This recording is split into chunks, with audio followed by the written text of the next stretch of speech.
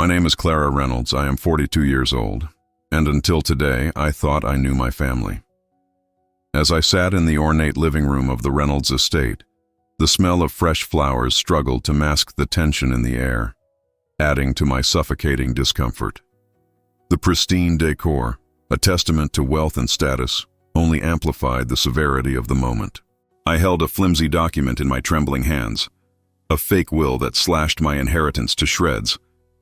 Margaret, my mother-in-law, sat across from me, her expression one of vindictive satisfaction, as though each word on the page was a dagger aimed directly at my heart. Her smug smile, a cruel twist of fate, felt like it pierced deeper than the words themselves. I could feel her approval crackling in the air. Every ounce of loyalty and sacrifice I had given to this family dissipated like smoke in the wind as I slowly processed the betrayal laid before me. They thought they had left me with nothing, but I was left with everything.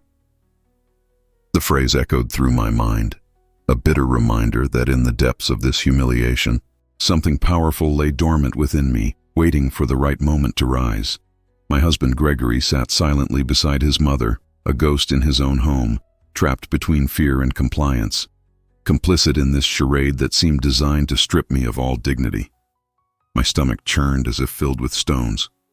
I wasn't just losing a part of my life. I was being explicitly told that my contributions meant little to the family I had devoted myself to for years. Family dinners, endless gatherings where I had nurtured their needs and desires, now felt like distant memories choking me with snippets of laughter and warmth that had long faded. Each cheer felt like a facade, a thin layer of paint over a canvas that was cracking and peeling beneath. In moments of despair, I recalled the first time I picked up a paintbrush. The scent of oil paint had filled my small studio, promising boundless creativity and a freedom I had desperately craved. I had hoped to fill my life with color, artistry, and joy. Instead, the smell of my first paint set lingered too long, like my unremembered passions choking me. Every whisper of encouragement I had once given myself now felt tainted, drowned out by Margaret's sharp words that echoed like a funeral dirge in my heart. I looked up to confront her gaze. Her glibness turned icy under my scrutiny, but fear gripped my chest, rendering me mute. I felt invisible in their eyes, a mere caretaker with no rights to lament. Outside, a cab arrived, its tires crunching against the gravel as it prepared to whisk away the real Clara Reynolds, the one buried under layers of familial expectations and sacrifice. I had to choose. I could allow myself to drown in this humiliation, or I could begin to carve out something new from the ashes of their contempt. I walked away from that day, leaving the humiliated version of me behind. As I stepped out into the crisp evening air, it felt as though I was shedding a skin that had grown tight and suffocating. Yet with that relief came an awareness of something I had lost long ago, my sense of self. The quiet indignation bubbled within me, promising a future where I would no longer surrender to their whims. Just as I thought all hope was lost, a flicker ignited in my chest, a feeling akin to determination. They thought they had left me with nothing, but I was left with everything. I realized I had a history that they couldn't erase, a memory bank of resilience buried beneath years of invisible shackles. The very thought of turning my pain into power energized me. There was a well of potential waiting to be tapped, and I knew at that moment, despite the humiliation, I could emerge stronger and more refined than before. I retreated to my small apartment, a stark contrast to the lavish Reynolds estate where the air hummed with unspoken judgments. The moment I stepped inside, the familiar scent of aged wood enveloped me, mingling with the faint whiffs of linseed oil, remnants of my artistic aspirations, interwoven with memories of disheartening failures. Each creak of the aging floorboards echoed stories of a past once vibrant, now dulled by the weight of others' expectations. I sank into the worn armchair by the window, the fabric fraying like my resolve.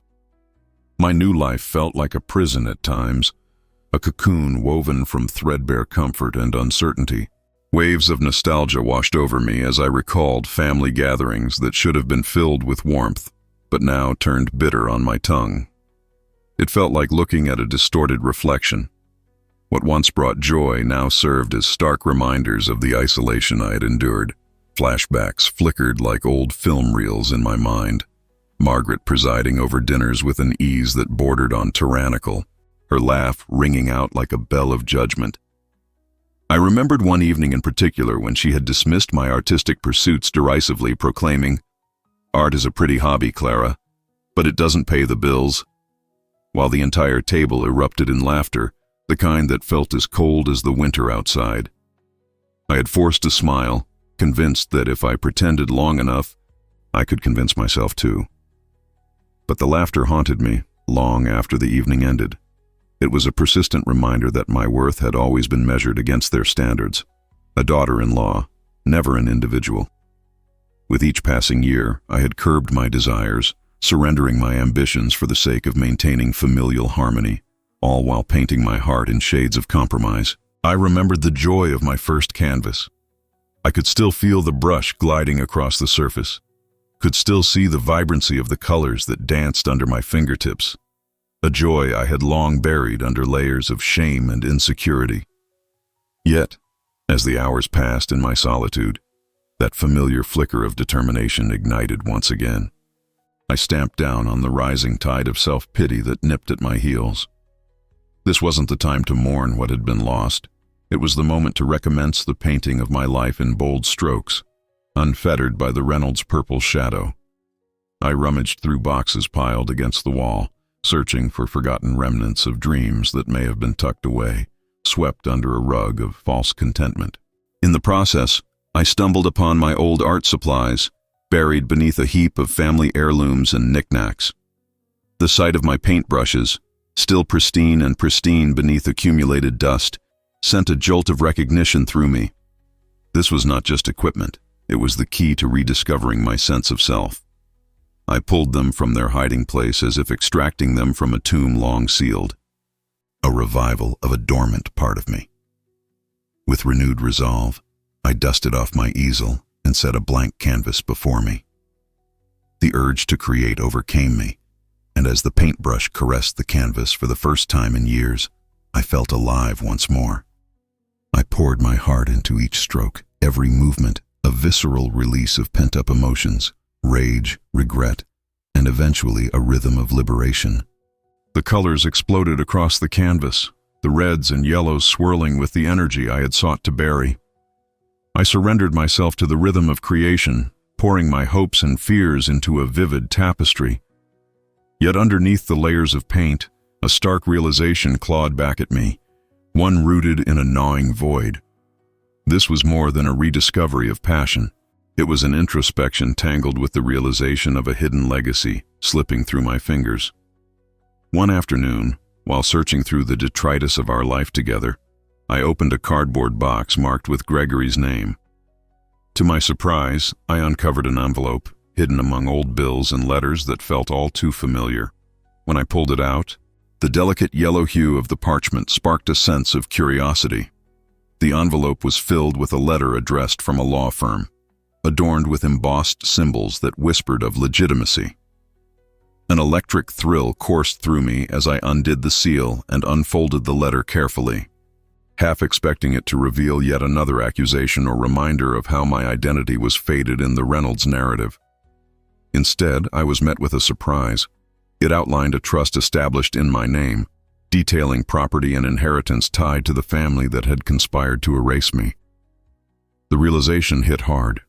This was my opportunity, a long-forgotten inheritance, the existence of which had been shrouded in secrecy, now lay before me like an open door waiting to be pushed wide open. The weight of revelation propelled me into dizzying excitement. I took a deep breath, heart racing, aware that this newfound power could shift the very fabric of my life. I stood there for a moment, processing the enormity of it all. This wasn't just about assets. It was about stepping into a name and a legacy that was rightfully mine. I could reclaim my identity and force my way into the narrative I had been excluded from for far too long. But there was much to unpack, and the stakes felt impossibly high. I needed guidance, expertise, someone who could help illuminate this hidden path. Gathering my resolve, I reached out and dialed the number inscribed neatly at the top of the letter, My heart thudded in my chest with each ring, anticipation coursing through me. When a crisp voice answered, outlining legal details and procedures, I felt a rush of clarity tighten my grip on this fragile but promising reality. "This estate, you must secure it," the lawyer advised, providing a roadmap for me to follow. The tone in his voice was calm yet invigorating, stirring within me an echo of defiance. Until now, I had accepted helplessness, but today marked the birth of strategy.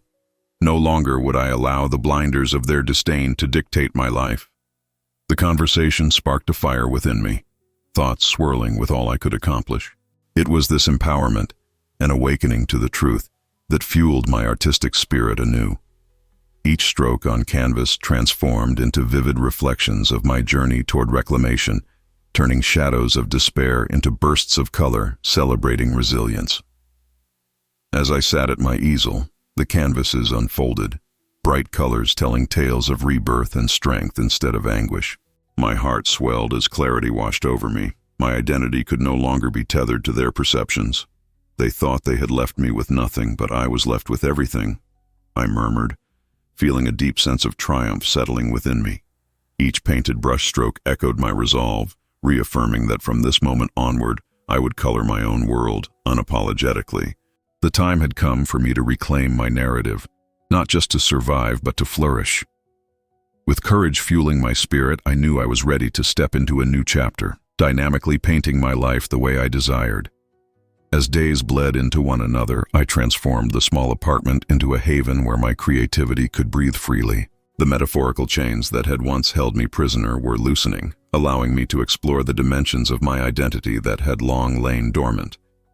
Each brushstroke became a series of declarations, reinforcing my strength and powerful essence as they danced across canvas after canvas. I poured my energy into the colors, watching them swirl and blend, creating life from the chaos of my thoughts. But as fulfilled as I felt in my creative pursuits, the knowledge of the estate started to weigh heavily on my mind, a dual-edged sword. I needed to take the next steps to secure my inheritance, yet anxiety often crept in. Questions nagged at me. What would the Reynolds family do when they discovered my progress? Would Margaret's glee turn to vengeance? Their disdain had always surrounded me like a thick fog, and even now, it lingered in the back of my mind, threatening to smother my newfound clarity. After a week of late nights fervently painting and early mornings filled with pulsating energy, I finally made a decision. I would take action. The first step was gathering the necessary documentation to claim my inheritance. Armed with the letter from the lawyer, I organized papers and records, seeking the assurance that my new identity was as legitimate as the blue hues splashed across my canvases. One late afternoon, I sat at my cluttered kitchen table, shuffling through digitized archives and physical documents spread around me like a jigsaw puzzle waiting to come together. I was lost in careful detail when a sudden influx of messages from the Reynolds estate pierced my concentration. I felt my heart quicken as I opened an email sent from the office manager, requesting that I come in for a meeting. Typical of their manipulative style, I thought bitterly. They would undoubtedly feign concern, their smiles a veneer over hidden intentions, scrutinizing my every word, but I refused to be intimidated. I inhaled, steeling my nerves and reminding myself I was no longer the oppressed woman hiding in their shadows. I would confront them with grace, armed with knowledge of the trust that had been concealed from me. The days leading up to the meeting felt electric. I painted even more fiercely, my frustrations and anticipation merging into sweeping strokes of indigo and crimson. Each canvas was like an echo of the power I'd finally claimed, reminding me of my right to exist fully in this world. When the day of the meeting arrived, I donned a tailored blazer that gave me strength. It was as if I were wearing not just clothes, but the armor of a warrior ready to reclaim her throne. As I stepped inside the Reynolds law office, the air felt dense with expectation. The plush carpets cushioned my footsteps, and the soft chatter of staff members surrounded me like hushed whispers. Despite the plush environment, my heart thudded loudly in my chest. Margaret was seated with Gregory in a corner office, her steel blue eyes sparkling with calculated confidence. I surveyed them, the resentful undertones in their demeanor palpable. It was astounding how, after years of careful manipulation, they still believed they could intimidate me. Their false warmth felt like barbs against my skin, a reminder that these were the same people who sought to diminish me with a pointed glance or a dismissive laugh. "Clara," Margaret cooed, her smile almost condescending. "We're so glad you could join us. We've been discussing the properties you mentioned." I let her words hang in the air like a weight. "Properties you concealed from me," I responded coolly, maintaining eye contact. Something shifted within me at that moment. My voice wavered slightly, but determination grounded me. "Oh, you know how these things can be," she replied, her slightly tremulous laugh betraying a hint of nerves. "Let's not dwell on the past. Our focus should be on maintaining family harmony." Gregory, always a passive accomplice at her side, nodded in agreement. "We're here to help you find the best path forward," he added, a finger pressed against his temple as though deep in thought. But I sensed the undercurrent of manipulation beneath their words, a plot thickening in their eyes. "I'm aware of my inheritance now, and I intend to secure it," I stated firmly, staring at Margaret. "The days of being a silent partner in this family are over. I want what is rightfully mine." Her expression shifted, momentarily revealing the layers beneath her practiced smile. Gregory looked between us, the tension palpable in the air. "I'm not sure you fully understand the complexities involved," he replied. "There are always strings attached in situations like this." I felt anger rising to the surface, but I exceeded my expectations, channeling it instead into strategic coherence. I had long ago accepted that the Reynolds family would not easily relinquish control. But I was equipped with knowledge now, the letter, the signed documents, and I would wield them like a sword. "I understand more than you realize, Gregory," I remarked, briefly glancing down at the file in front of me. "It's not just about the properties. It's about recognizing my status and clout in this family. The hidden trust isn't going unacknowledged any longer." Margaret's facade began to crack, and I could feel the shock radiating off her. She rose slightly, smoothing the front of her blouse, but it was far too late. The moment had shifted. I had taken control of the narrative. As the meeting progressed, I outlined my intentions clearly, discussions of property management and potential investments I wanted to formulate. I calmly explained how I intended to challenge any view that dismissed my contributions to the family heritage. I watched with satisfaction as unease crept into Margaret's features, her previous confidence digging in the nails of doubt. Through every exchange, my certainty flowed like paint across canvas, bold and striking in its sincerity. I recalled each injustice, each humiliation, and transformed them into fuel for my positioning. I was a metamorphosis, the butterfly stretching its wings, preparing to take flight. Leaving the office that afternoon, my heart sang with triumph. The haze of insecurity that had once enveloped me dissipated, replaced by incandescent energy. I stepped out into the crisp air, taking a deep breath, feeling the force of my transformation pulsate within me. I was no longer tethered to the narratives they had spun around me, no longer the put-upon daughter-in-law they wished to mold. And as the sun dipped below the horizon, I caught sight of my reflection in a nearby window. I looked strong. The vibrant hues in my paintings resonated with this newfound clarity and power. They thought they had left me with nothing, but I was left with everything, I whispered to myself, feeling the truth turn solid in my chest. I was on the cusp of a new chapter, ready to reclaim my life, one stroke at a time. With each step forward, I felt invigorated, knowing that whatever came next would be colored in the refusal to be silenced. Emboldened by my recent victory, I now turned my focus to digging deeper into the secrets of the Reynolds family. This was more than just about claiming my inheritance. It was about peeling back the layers of deception that had built their facade. The more I learned, the clearer my path became. I transformed my small apartment into a research hub, cluttered with files and legal documents as I strived to untangle the web of the Reynolds' hidden dealings.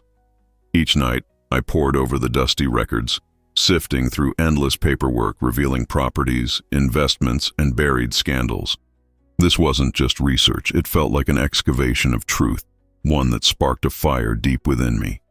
As I scoured the family records, I discovered trust funds tied to properties, questionable transactions disguised as legitimate dealings, and a history of familial strife carved deep into the legacy they cherished.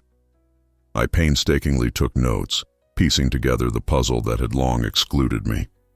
Each discovery was a step closer to unveiling the dishonesty embedded within their legacy, a legacy I was entitled to share. But in my solitude, I realized that while I could gather evidence, I needed allies, people who could help validate my claims and cast a wider net over the revelations I was uncovering. My thoughts turned to Eliza, an investigative journalist friend I'd known for years. Her skills matched the ambition I had for this undertaking. I reached out to her and we planned to meet at a quaint cafe downtown, nestled between two vintage bookstores, a perfect spot to hatch our plans away from prying eyes. As I entered the cafe, the rich aroma of freshly brewed coffee enveloped me, grounding my racing thoughts. I caught sight of Eliza eagerly waving from a corner table, her notepad ready. Our conversation began casually over lattes, but quickly shifted as I weighed the gravity of my words. Eliza, I have found connections that could shake the very foundation of the Reynolds family, I said, leaning forward, my intensity palpable. I unveiled details about assets I had discovered, words flowing from my mouth like colors spilling from an artist's brush. They've hidden properties and financial dealings from me. It's time to expose them. She leaned in closer, both intrigued and cautious. Clara, you're talking about a family with a reputation to protect. Her voice dropped. You need to be careful. If they catch wind of your intentions, they'll retaliate. The Reynolds don't forgive, and they have power. I nodded solemnly, her warnings echoing within me. I understood the risks, but the pull of justice was greater than my fear. They've belittled me for too long, Eliza. It's my turn to stand tall, reclaim what's mine, and expose their deceit. I need your help to get this story out there. As we discussed strategies, Eliza's passion ignited alongside mine. We brainstormed angles and possible outlets for exposing the family secrets. My chest swelled with newfound purpose. I couldn't just aim for personal victory. I could bring light to the injustices buried beneath their polished image. Back at home that evening, I continued compiling evidence for our eventual deep dive into the family business. Each piece added to my dossier fortified my resolve, and with every stroke of my pen, I felt a deeper connection to my own legacy. I pored over photographs, accounts of past transactions, and dusted off old articles about the family's public scandals, anything that would serve as ammunition when the time came. Days turned into weeks as I both painted and researched, crafting a personal history that would fuse my art with activism. Inspired by the discoveries, I began creating a series of paintings embodying my findings, expressing their impact not just on my life, but on the lives they had overlooked. Each brush stroke represented voices longing to be recognized, visions buried beneath family ideals. When the anticipated day arrived for my next meeting with Margaret and Gregory, I approached with a calm resolve. I dressed in a tailored outfit that bestowed an image of strength, a reminder to myself of the fierce woman I had become through this journey. As I walked into the offices of the Reynolds family, I felt the air shift around me, electric with possibility and tension. Margaret's dismissive glance greeted me as I took my seat across the polished boardroom table, her confidence appearing unshaken, but betraying a flicker of concern hidden in her eyes. Gregory shifted nervously in his chair beside her, clearly unsettled by the tension. I've been reviewing our discussions and further investigating the estate, I began, armed with a folder filled with notes and evidence that I had painstakingly gathered. There are significant discrepancies in how the properties have been managed. I believe it's paramount we review these points. Margaret attempted to brush off my comments with a wave of her hand, but I pressed on, undeterred. Ignoring these intricacies impacts not only my rights, but also the family's standing. I suggest we take a thorough approach to rectify these matters. The tension in the room thickened as I spoke. Margaret's facade began to crack, the practiced smile fading as her control slipped. Gregory shifted uncomfortably, absorbing the challenge I had laid before them. I sensed the power dynamic shifting, something I had long yearned for. As I laid out each point, reflecting on the powerful legacy my family continuously overlooked, I realized each word I spoke was less of an attack and more of a reclaiming of my voice, my identity, and my rightful place in this narrative. The meeting concluded. My heart surged with exhilaration. Leaving their office, I stepped into the cool evening air, invigorated. I wasn't just demanding respect. I was claiming my space in a conversation that had long excluded me. They thought they had left me with nothing, but I was left with everything, I whispered to myself as I walked, feeling a renewed purpose ignite within me. My voice was strong, my spirit unyielding.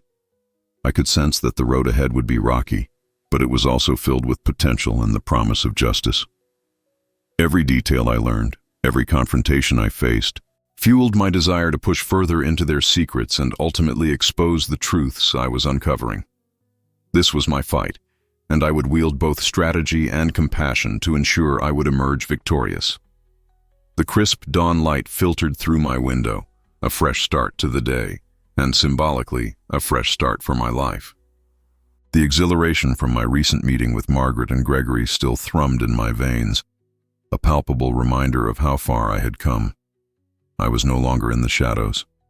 I was a woman on a mission, determined to reclaim my legacy piece by piece. As I sat at my kitchen table, my dossier spread out before me like a battlefield map, I felt every bit the commander of my own fate. Each document contained the testimony of my struggle, a chronicle of wrongs that needed righting. I flipped through my notes, gathering thoughts and strategies. My plan needed to be methodical. After all, I was waging a war against a well-established family that knew how to play the long game. I realized I would need to leverage both personal insight and public scrutiny. I began sketching a strategic plan that utilized the evidence I had collected: property listings, trust discrepancies, and even rumors swirling around the family business dealings. I needed to expose the layers of deceit hidden beneath their prestigious reputation. Public accountability would be the weapon against their calumny. In the days that followed, I meticulously assembled a timeline documenting significant events connected to the Reynolds family and their business practices. Each detail drew me closer to potential allies and weapons. With the support of Eliza and her journalistic acumen, we began to craft a narrative that would invite scrutiny and illuminate their darker dealings to the world. I called Eliza to discuss my progress, excited to share the foundation of my campaign. "What if we host a public art exhibition?" I suggested, a spark igniting in my chest. A showcase of my work that also tells the story of my journey, alongside the revelations of the Reynolds legacy. Eliza's interest piqued. "That could be powerful, Clara. Art often speaks louder than words. Framing your narrative through your paintings will draw people in. We could use it as a platform to discuss the issues surrounding the trust and inheritance. People will want to know what's happening behind closed doors." "Exactly," I responded, feeling the momentum building. "We could invite those who have been affected by the Reynolds actions, anyone who's ever felt dismissed or overlooked. It's time we built a coalition, not based on silence, but on accountability." In the coming weeks, our plan took shape. I gathered pieces that embodied my journey, each canvas, a reflection of my experiences, and each brushstroke, a testament to the injustices I had endured. The vibrant colors spoke to the resilience within me, contrasting sharply against the powdered whispers of a powerful family determined to uphold their image. Setting the date for the exhibition, Eliza and I promoted the event strategically, reaching out to local media and influential members of the community. As the excitement grew, other artists contacted me, inspired by the theme of redefining one's inheritance. We welcomed them to showcase their work, turning the event into a collective force for voices that had long gone unheard. The night of the exhibition finally arrived, and I stood in front of a crowd that buzzed with anticipation. It felt surreal to see my artwork displayed, the culmination of my spirit laid bare for all to see. I looked out over the assembled audience, diverse, engaged, and ready to absorb the stories I was about to unveil. As guests began to filter in, I caught glimpses of familiar faces from the community, some wary, some curious about the Reynolds family and its dealings. Each painting was accompanied by a short narrative, and I prepared myself for the questions. What had started as a path to reclaiming my rights had transformed into a powerful movement for change. I took a deep breath and began speaking, unveiling the likeliness of my truth interwoven with each brushstroke. Tonight isn't merely about art, it's about empowerment and reclaiming our stories. The Reynolds family has built their wealth on the backs of others, and it's time we demanded accountability. I continued, detailing the hidden trust, how it had been manipulated, and the impact it had not only on me but on others throughout the community. Each revelation struck home, reverberating with those who had felt similarly unheard. Each canvas an olive branch inviting them to share their stories, stories of disregard, neglect, and the desperate pursuit for justice. As the crowd murmured, I spotted Eliza capturing it all, her camera flashing, ensuring that every moment would be documented. It was gratifying to see the connection forming among attendees, a hive of solidarity slowly blossoming. I saw eyes glistening with understanding. This was our truth, and together we could advocate for collective accountability. But the night took an unexpected turn when I saw an unfamiliar figure make their way through the crowd. It was Gregory, his posture rigid and expression hardened. I felt my heart race, equally anxious and defiant. He searched the room until his gaze locked onto mine, and I held his stare steady, refusing to flinch. My pulse quickened as he approached, but instead of confrontation, I experienced something altogether different. The air was charged with anticipation. "Clara," he began cautiously, glancing around the room as if ensuring our conversation remained unnoticed. "This isn't what I expected." "Then you didn't understand what I was capable of, Gregory," I replied, my voice low but resolute. "It's time for the truth to come out." His eyes narrowed, and for a moment, I could see the flicker of uncertainty. "What you're doing is dangerous," he cautioned. Yet I sensed the undercurrent of something else, a hint of concern that mingled with his defensiveness. "Is it dangerous to reclaim what is rightfully mine?" I asked, feeling the power of the moment. "I refuse to let fear dictate my narrative any longer. I will expose your family's legacy, take back what they've denied me, and rise above." With those words, I stepped back into the crowd, leaving him to grapple with the unfolding truths I had set into motion. The applause that followed thundered in my ears, flames stoked beneath me. Together, as artists and advocates, we had started a ripple that promised to become a wave, a demand for justice that swelled beyond my own experiences. As the evening progressed, the crowd buzzed with conversations sparked by my truth. I had built a foundation for justice, and every whisper of camaraderie solidified my resolve. My heart soared. This was just the beginning of my chapter. I stood in my power, slowly unearthing the legacy that would no longer be buried. The aftermath of the exhibition rippled through the community like a burst dam. Conversations ignited, alliances formed, and inquiries into the Reynolds family's dealings escalated. I received numerous messages of support, and each notification felt like a drumbeat of encouragement. I was no longer alone in this fight. However, amidst the rising tide of solidarity, I sensed a response brewing within the Reynolds family as well. In the days following the exhibition, I watched as the family leaders scrambled to contain the narrative. I couldn't help but imagine the conversations that unfolded behind the closed doors of their imposing estate. Days turned into a week, and the atmosphere grew palpably tense. I was ecstatic about the growing awareness surrounding our cause, yet a nagging doubt simmered just beneath the surface. Gregory's earlier warning about danger hovered at the forefront of my mind. Was I truly prepared to face the storm I had unleashed? One evening, while I was poring over the latest developments, a knock on my door pulled me from my thoughts. It was Eliza, radiating energy but wearing a frown that hinted at concern. "Clara, we need to talk," she said, her voice urgent. "I've just received a tip-off that the Reynolds may be planning to retaliate hard." "Retaliate?" I echoed, my stomach twisting. The possibility sent chills spiraling down my spine, but I refused to let fear hold me hostage. Eliza continued, "They're mobilizing legal support, and I fear they'll try to discredit you publicly. We have to act fast to counter this. We need more evidence. This is the time to solidify our base. I took a deep breath, knowing that we were treading into dangerous territory. What do you suggest? There have to be insiders, she replied. People who've worked closely with the family, like former aides or estate managers. They may have the dirt we need. If we can uncover even one solid piece of information, we can preempt their narrative. Fueled by purpose, I began compiling a list of potential contacts who were connected to the Reynolds family. I wanted to connect with those who had suffered from their ruthlessness or witnessed their underhanded tactics. I reached out to former employees, hostesses of events at the estate, and anyone who had an inkling of what happened behind the scenes. Each day passed like an hour, and I could feel a growing urgency as I sifted through contacts. I scheduled interviews with a few individuals, hoping that even a whisper of truth would bolster our case. Yet, as the days progressed, it took a toll on me. The fear of the unknown gnawed at my resolve. I needed to stay strong, but I felt the pressure mounting. I took solace in my art, immersing myself in the serene strokes of paint, each brush meeting canvas echoing my determination to fight. Finally, an opportunity unveiled itself.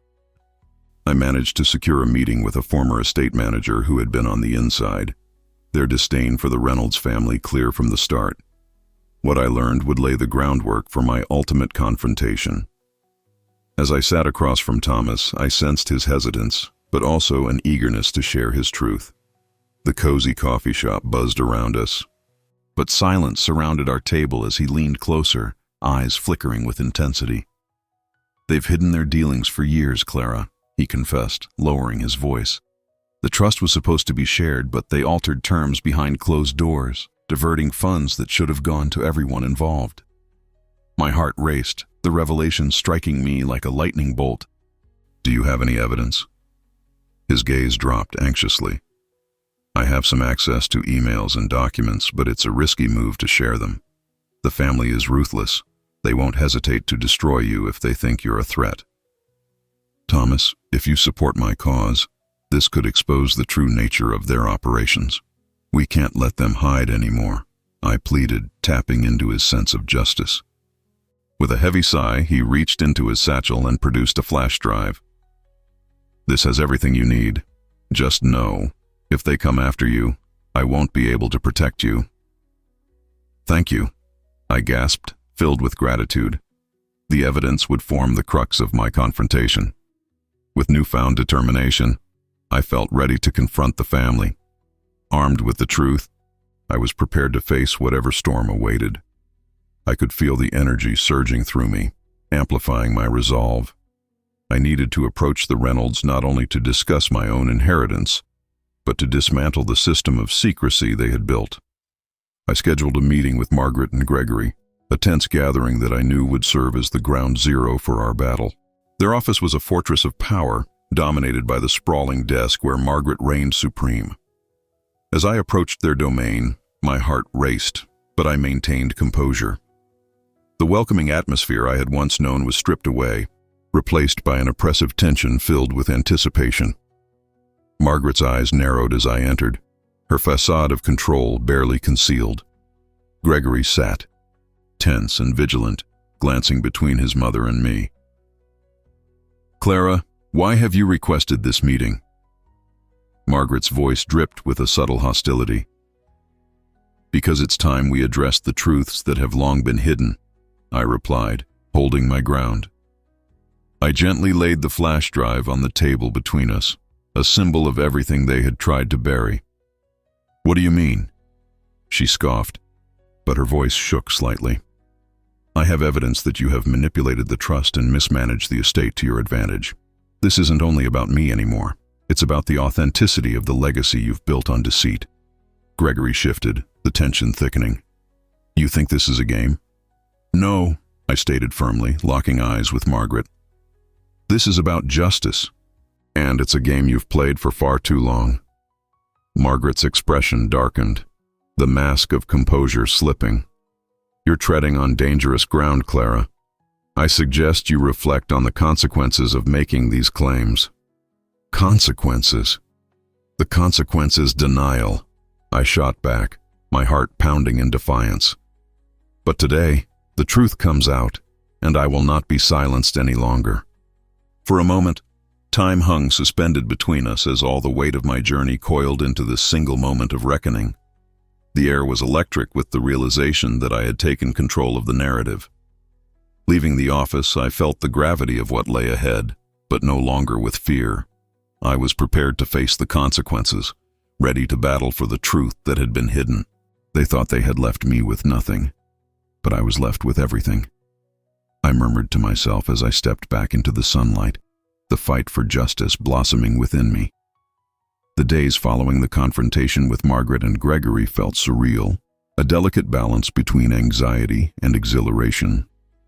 I had set the stage for something monumental, and the weight of accountability rested firmly on the Reynolds family's shoulders.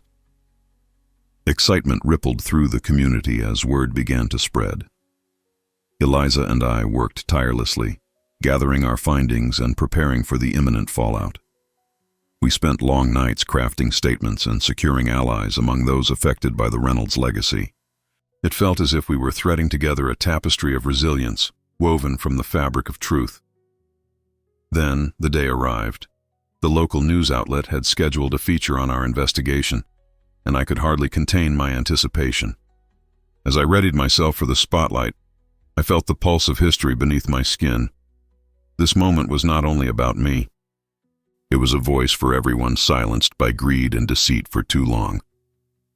When I finally arrived at the press room, the air buzzed with electricity. The journalist who would cover our story greeted me warmly, but I could feel the pressure settling in my chest. It was crucial to share every detail, not just my narrative, but the stories of others who fought for their voices. I spoke passionately, recounting my journey, the hidden trust, and the underhanded dealings I had uncovered. With each word, confidence flooded through me. I could see Eliza nodding alongside me. We were in this together, a united front against the forces that sought to oppress us. Once the article was published, my heart raced as notifications flooded in, comments, shares, and messages of support from individuals who had long felt powerless.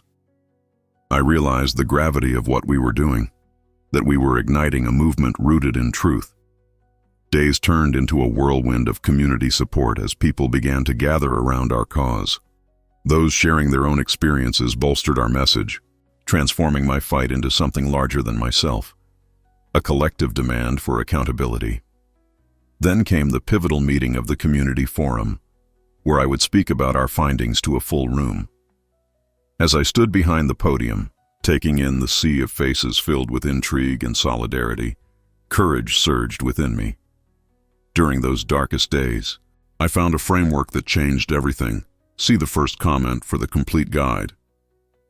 If this story is touching your heart, please consider sending a super chat to support the channel. Are you enjoying this journey with me? Show your support by sending super stickers. Did you feel that sense of justice? Show your appreciation by clicking the super thanks button.